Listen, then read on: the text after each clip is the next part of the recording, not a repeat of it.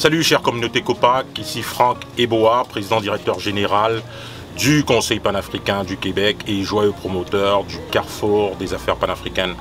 On réalise toujours l'intelligence collective des sympathisants en réalité afrodescendante. Et pour réaliser cette intelligence collective, ça passe par des acteurs bien précis. Parce que quand on parle d'intelligence collective, on parle d'acteurs bien précis qui nous permettent de réaliser cette intelligence collective via leurs expertises, via leurs organisations, via leur engagement socio-économique. On parle aussi des activités que ces acteurs génèrent dans la société et des collaborations que nous générons dans cette intelligence collective qui permettent précisément d'y arriver. C'est bien d'en parler en ce moment parce qu'on va accueillir à Québec Africa Fest. Voilà. Alors, et pour cette première édition, c'est important qu'on parle de ça parce que on dit souvent ici qu'on veut une meilleure représentation du culturel ou de la richesse culturelle afrodescendante au Québec. Et au Canada en général. Alors, il faut se rendre compte qu'il y a déjà des acteurs et actrices qui participent à ça, qui ont des organisations, qui ont des programmations, qui le font. Donc, il faut les recenser ce qu'ils font, et puis les accompagner dans ça, parce que ça parle de nous. Et ici, on a une actrice très engagée dans la société qui le fait. Mais on la reçoit déjà où? On la reçoit où attends, il faut préciser, c'est le 3062 chemin des 4 Bourgeois. Mais la famille, on ne vous présente plus... Mado, je ne sais pas si on voit bien, on vous présente plus, on va parler d'elle plus tard. Mado, on te connaît déjà trop là. Donc vous connaissez cette femme entrepreneur. C'est très significatif pour moi, c'est très symbolique pour moi qu'on parle d'une autre dame forte dans cet établissement. Alors c'est une autre actrice du milieu entrepreneurial féminin qui nous parle aujourd'hui du Fest Africa, d'ailleurs qui est la fondatrice du Fest Africa. Donc moi, je suis très honoré parce que c'est bien de connaître des femmes d'affaires très puissantes. Donc je suis très honoré d'être ici. Et sans plus tarder, on vous présente Madame Pulchéry.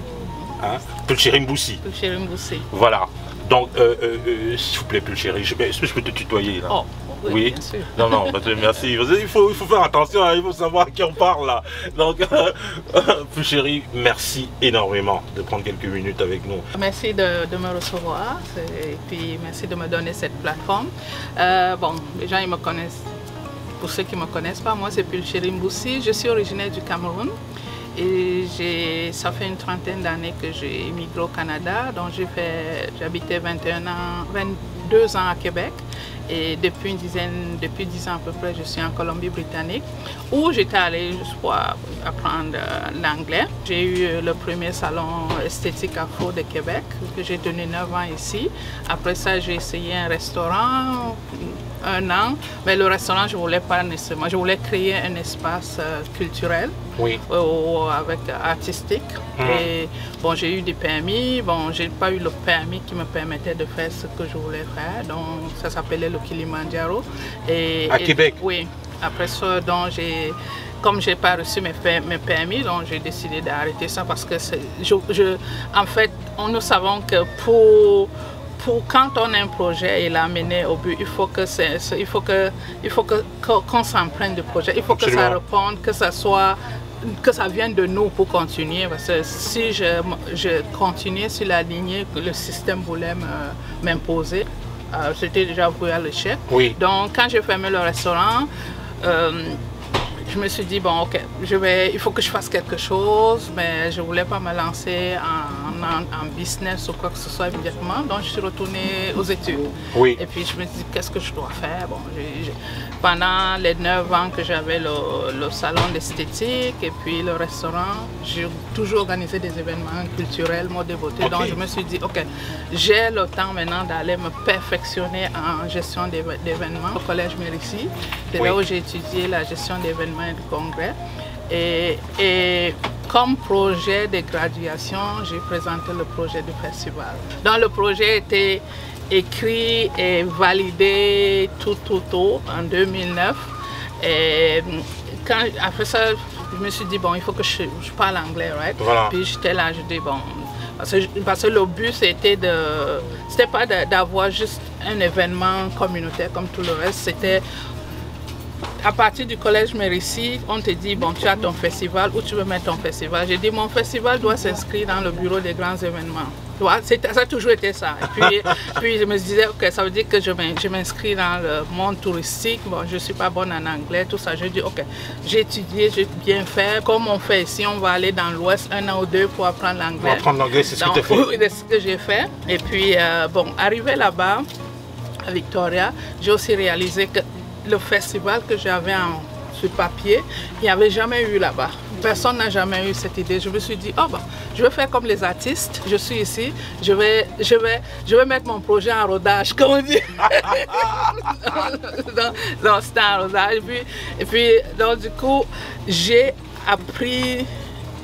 Je me suis imprégnée de l'anglais. Et de la culture aussi d'abord. Oui, en façonnant mon projet, l'imprégner à la culture anglophone. Oui, donc du coup...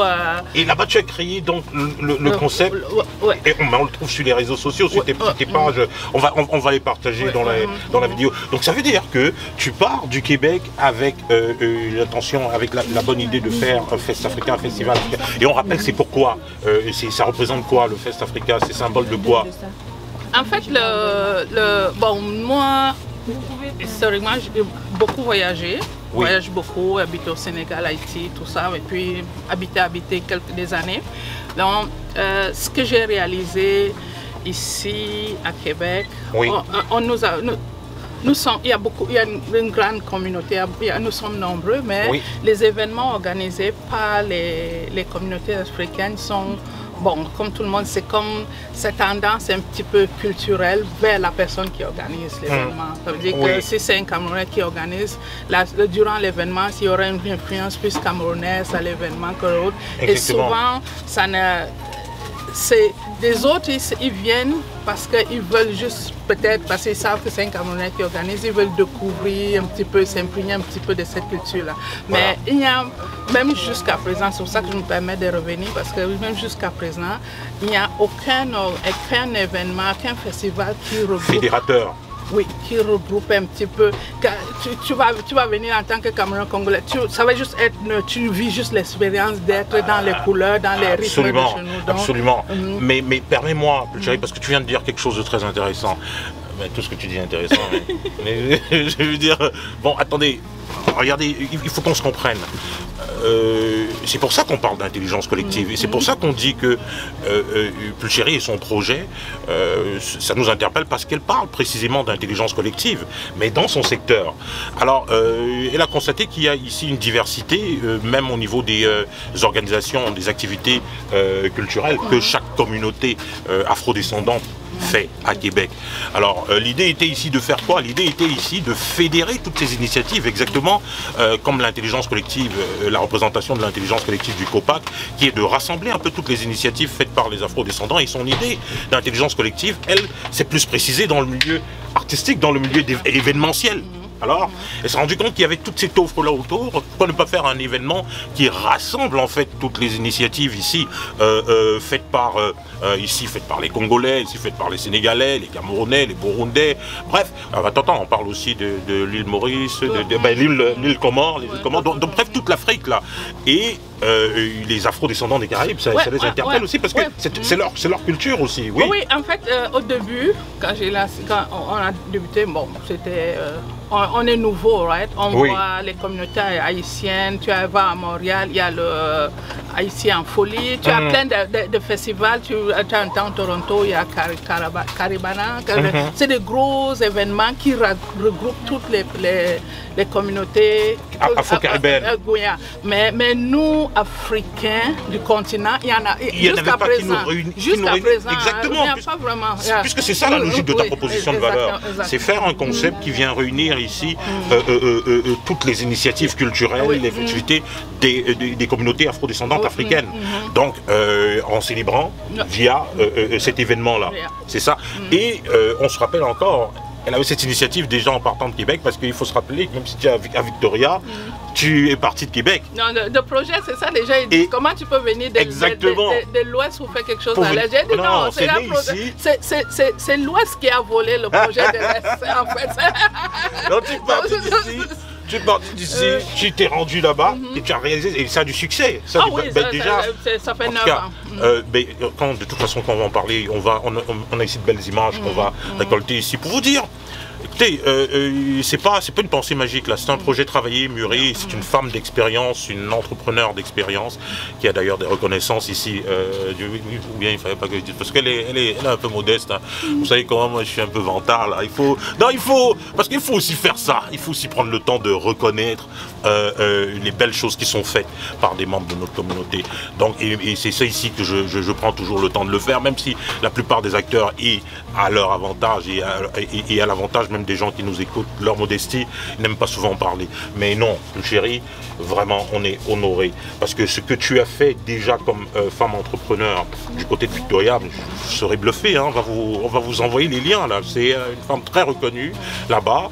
Et voilà ce que tu apportes là aujourd'hui à Québec. C'est parce que l'événement, c'est quoi? C'est le 29? Ouais, en fait, l'événement, l'Africa Fest va se dérouler sur le parc de la francophonie.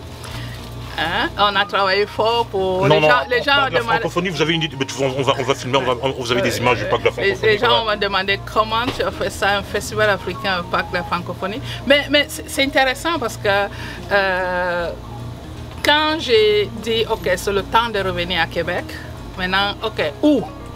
Donc, ça devait être symbolique aussi. Ouais, du coup, j'ai dit, ok, bon, j'ai mes anciens de Québec, je vais demander pour voir où je pourrais, ce serait stratégique, faites la différence, parce que c'est un festival différent, donc on ne va pas aller le tenir dans un lieu où il y a déjà une histoire d'autres festivals. Donc, nous avons commencé j'ai commencé à appeler des gens, mes contacts, donc j'ai j'ai un collègue, un partenaire, je ne sais pas comment l'appeler, parce que des fois tu peux dire partenaire, on va dire il a vu toi, mais sauf que c'est quelqu'un quand même, comme on dit, nous sommes ça fait plus de 30 ans que nous sommes dans le territoire de Québec, donc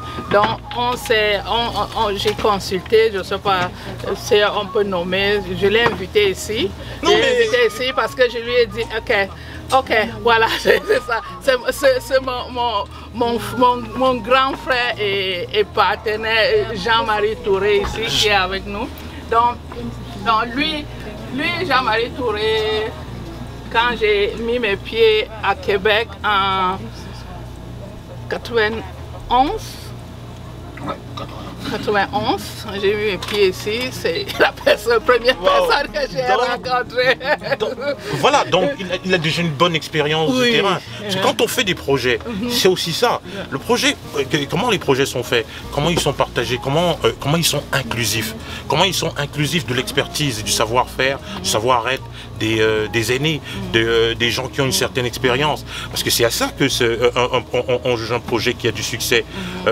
C'est dans sa façon au moins aussi de faire participer les autres. Donc vraiment, tonton, voilà, en tout cas, non, on se parle. Lui, il était là, il m'appelle plus chérie, toi là. Ok, moi je te verrai ici, essaye ici, peut-être pour faire la différence. Donc du coup, on a commencé, mais quand je suis à Victoria, lui, on se parle peut-être 2-3 fois par jour. Voilà. Donc du coup, on a commencé et puis bon, on a écrit, bon d'ailleurs, parce que mon français maintenant, en anglais, ils disent broken French. Ici, ils disent, en français, en anglais, ils disent, je parle broken English. Maintenant, en français, on me dit que je parle broken French. C'est dans les deux mondes. Je suis au milieu. Donc du coup, je disais, ok, je vais écrire à telle personne, est-ce que tu peux m'aider à vérifier que ça se comprend. Oui, que ça fait du sens. Ça fait du sens. Et puis du coup, je l'ai sorti de son hibernation. De sa retraite. De sa retraite. Attends, écoute, c'est ce que je disais. Attends, mais je sais bien que tu aies parlé de ça tout de suite. Là. Écoute, tu as bien fait parler. On a piégé le tonton. Je te dis, on a piégé le tonton parce que l'engagement, juste quand le tonton te parle, tu sens que non, il a une expertise terrain. Et puis là, le tonton, il te dit, non, j'ai pris du recul. Je lui ai dit tout à l'heure, j'ai dit, mais tonton, un général prend sa retraite. Du coup, je l'ai sorti. Il avait commencé qu'il m'aide, mais du coup, l'autre jour, je lui disais, mais là, tu travailles à temps plein, là. Donc, en fait, là, le festival, au début, c'était Africa Fest parce que je voulais beaucoup plus représenter les cultures, rassembler les communautés africaines dans un espace pour faire rayonner leur patrimoine à eux. Depuis 2015, Oui. avec la décennie internationale pour les personnes d'ascendance africaine, Oui. donc nous avons... j'ai embarqué dans le processus. Oui. Et puis, nous, on sait que les Nations Unies ont programmé 2015 à 2024 comme décennie internationale pour les personnes d'ascendance africaine. Oui, bien sûr. Et puis, c'était basé sur... C'est basé sur trois pôles. On a la reconnaissance, la justice et le développement. Donc, des personnes qui sont d'ascendance africaine, donc ils ont comme une histoire slave, comment on dit ça? Oui. Comme les Caraïbiens, tous les gens des Caraïbes. Ils peuvent. On pousse le système à reconnaître les injustices qui ont été faites aux personnes d'ascendance africaine en temps. Et puis on pousse le système à faire justice. Mais il y a le volet numéro 3 qui est le développement. Maintenant, le développement, on fait justice, mais comment aider ces gens-là à développer? Parce que le système, on a vu après les études que pourquoi encore en 2015, je donne un exemple. On va dans les médias, il y a moins de Noirs dans les médias. Oui, c'est-à-dire le patrimoine culturel afro-descendant africain n'est toujours pas très visible dans l'architecture économique. Donc c'est ça, c'est toutes ces questions que les Nations Unies ils ont fait des recherches. Maintenant, on a demandé au gouvernement qui ont une histoire, une forte histoire des Noirs comme les 400 ans, à revoir le système et puis à répondre aux trois pôles. Maintenant, la justice, revendication, justice, il y en a qui font ça. Mais ce que nous, on a remarqué, moi, depuis 2017, quand Trudeau a reconnu le décret de décennie, depuis 2017, moi, je me suis dit, bon, moi, je vais me baser sur le développement parce que le développement, ça fait partie, c'est pour moi et mes descendants. Parce que l'histoire, moi, je suis de la nouvelle génération, donc je ne peux pas normalement... Je peux mettre des piquets pour supporter. Exactement. Oui, mais ce n'est pas moi. Mais ce n'est pas ton secteur. Alors, de toute façon, c'est déjà habité ici par d'autres expertises. Et puis, toi, tu as fait, et puis c'est en lien logique avec ton expertise. Et puis, il faut se rappeler qu'on contribue. Comment? On contribue à une intelligence collective parce qu'on se met d'abord à sa place. On sait être à sa place et laisser la place aux autres. Alors, via l'expertise qui est la veille, les formations qui l'ont mené justement à créer ce festival, elle est passée par cette implication pour contribuer à l'intelligence collective, justement. Et qu'est-ce que ça a donné? Ça a donné au premier festival qui réunit l'initiative ici des Africains, des communautés africaines. Voilà, c'est à ça que ça sert. Quand on se sent à sa place, en répondant à l'appel d'une intelligence collective via l'expertise que nous avons, via le savoir-être que nous avons, on se positionne et on y contribue. Donc, merci, Chérie. Merci beaucoup. Moi j'ai une question, là, et répondons franchement, hein, parce qu'il faut faire l'avocat du diable si on peut le faire, mais en quoi c'est différent? Parce qu'on a le monde au carnaval, en quoi c'est différent du monde au carnaval? Et encore là, on parle des femmes entreprenantes, le monde au carnaval, on pense ici à Doina Belzer, et on a encore des femmes entrepreneurs, mais en quoi, c'est quoi, qu'est-ce qui marque ici la différence? En fait c'est une question que plusieurs personnes me posent quand ils parlent. Mais la réponse que je donne, c'est... Tu m'as dit quoi? Mondo, right? Oui, Mondo Carnaval. Et exactement. Moi, je te dis quoi ici? Africa Fest. Qu'est-ce que tu veux que je te dise de plus? Il faut que ce genre de réponse là. Tu vois? Non, mais c'est très vrai. Oui. C'est très vrai. Mondo, c'est le monde. Oui. Et l'Afrique fait partie du monde. Mais nous, c'est l'Afrique. Bon, c'est ça que je voulais expliquer un petit peu aussi le truc. Parce que quand les gens ils voient le logo du festival comme ça, bon, on voit Africa, right? Mais comment on dit, la paresse de l'esprit. On voit juste Africa, mais on n'analyse pas le C Pourquoi? majuscule. Afrique, Caraïbes. Ah ben c'est ça, c'est pour ça qu'on parlait de l'inclusion tout à l'heure des Afro-Caribéens. Donc on parle ici d'une richesse culturelle afro-descendante. C'est très inclusif. Et je vais revenir à la réponse de Pulchéry tout à l'heure. C'est très intelligent comme réponse. Et puis quand on le comprend, et on revient à ça, dans Monde au Carnaval, il y a Monde, ce qui est très bien, parce qu'on parle de cette belle diversité qu'il y a au Québec. Et quand on a une organisation ici, un événement qui célèbre la diversité précisément sous ses atouts culturels, c'est parfait. Maintenant ici, comme on parle souvent de cette intelligence collective, et c'est très bien qu'on en parle avec Pulchéry, pourquoi on parle de diversité culturelle? En fait, on parle de diversité culturelle parce qu'on a d'abord pris le temps de considérer chaque distinction, ce que chaque communauté culturelle a apporté dans une nation. C'est ça qui constitue la diversité culturelle. Donc, il faut prendre déjà le temps aussi de célébrer chaque spécificité communautaire. Merci, Pulchéry. Merci beaucoup. Parce que quand on parle de la diversité, la richesse du monde, chaque richesse du monde doit aussi apprendre à se célébrer respectivement.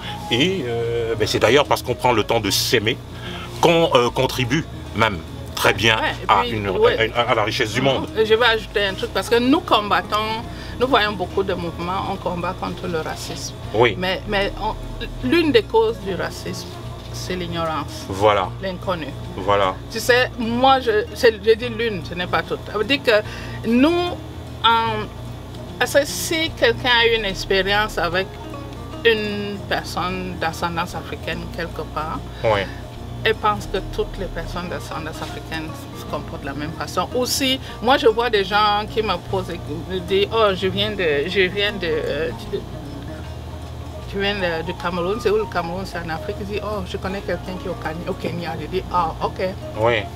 Qu'est-ce que tu veux que ça me fasse? Je connais quelqu'un au Kenya, je suis au Cameroun. Oui. Ça me prend 10 heures de vol pour arriver là-bas, sinon plus, tu vois. Donc c'est un peu, comme je dis, c'est que on aimerait que notre société d'accueil, quand elle voit une personne d'ascendance africaine, en l'occurrence noire devant, qu'elle imagine 3000 cultures derrière cette personne. Absolument, absolument. Donc c'est ça. Et puis, moi j'aimerais que les gens ils viennent au festival et c'est tout gratuit. Donc, nous travaillons pour offrir un espace gratuit où les gens vont venir découvrir les uns les autres. Et nous aurons des exposants, nous aurons une scène qui est notre scène va être très chargée. On a déjà des artistes. On a déjà des artistes. Notre objectif, c'était parce que nous voulons faire voyager les gens à travers les rythmes du continent et des Caraïbes. Donc j'ai lancé un appel aux artistes. Moi je me disais peut-être je vais avoir une vingtaine d'artistes, mais j'en ai eu presque 60. Voilà, donc il y a déjà une soixantaine d'artistes et là on va, tu as des images, on peut en parler là, c'est plus... Non, il y a une soixantaine d'artistes d'appliquer, mais moi pour une première édition, je dois me limiter à une vingtaine parce que je n'ai pas d'espace. Pour 60 artistes, c'est pour un festival de 10 jours. Absolument. Donc nous travaillons sur ça. Nous avons des têtes d'affiche comme nous avons notre parrain qui est Zal Sissoko qui est basé à Montréal, qui est le parrain du festival. Et puis nous avons choisi Zal Sissoko parce que c'est un artiste qui a fait sa place avec son instrument africain traditionnel qui est la kora. Voilà. Après, nous avons un autre parrain qui est en Autriche, mais il va être là le premier jour du festival parce qu'il va être en tournée. Lui, c'est le balafon, donc ils font partie des instruments qui nous représentent. Voilà. Après ça, nous avons un autre artiste, une tête d'affiche qui s'appelle Sans Pression, qui fait... Parce que nous voulons... Nous voulons que notre scène soit représentative aux personnes d'ascendance africaine, des artistes et tout, donc même les jeunes aussi. Donc, nous aurons une vingtaine d'artistes. Ah, non mais c'est génial. Et puis on rappelle encore ici que l'événement va permettre, pourquoi c'est un événement aussi très éducatif, on parle d'un événement qui aura lieu dans une place, dans une très belle place. Voilà, et on apprend à mieux se connaître précisément, on apprend à connaître, je veux dire, quand vous allez parler d'Africains ou d'Afro-descendants, maintenant c'est très bien. Maintenant spécifiquement, elle vient d'où dans sa richesse afro-descendante, elle vient spécifiquement du Sénégal, elle vient spécifiquement du Cameroun, elle vient spécifiquement du Tchad, elle vient spécifiquement d'Haïti. Et quelles sont même les richesses spécifiques à des régions de ces pays-là. Donc c'est vraiment ça. Et c'est notre histoire, et c'est à nous tous d'y participer, de contribuer à cette réussite, à la réussite de cet événement. Alors voilà, on va découvrir, mais il y aura aussi de la bonne bouffe. Oh, en tout cas, j'espère. Oui. Ça, c'est des pâtes Borisson. Parce que je ne peux pas cuisiner, ben on compte sur les restaurateurs. Oui, parce qu'ils vont être présents. Oui, il y a une place pour eux. On a quelques-uns qui ont confirmé, oui. Mais ça nous en prend encore. Parce qu'on aimerait que le continent et les Caraïbes soient représentatifs, mais on va voir. Donc il y a ce qui est sûr, on va avoir des artisans, des exposants. Nous avons déjà une quinzaine d'inscrits, donc c'est bon. Mais j'aimerais quand même que mon collègue dise un mot, parce que pour lui aussi c'est très important. C'est très important et c'est symbolique. C'est symbolique. Donc il peut dire aussi juste un petit mot pour clore. Yeah, pour clore. Donc c'est ce qu'on va faire. Et merci chérie, parce que tu nous permets déjà de nous retrouver avec les grandes logiques. Ta Vado, elle est en train de sourire là-bas. Et c'est les grands esprits qui permettent de retrouver les grands esprits. On me rappelle qu'on est chez Mokolo. C'est important, on va clore avec un aîné.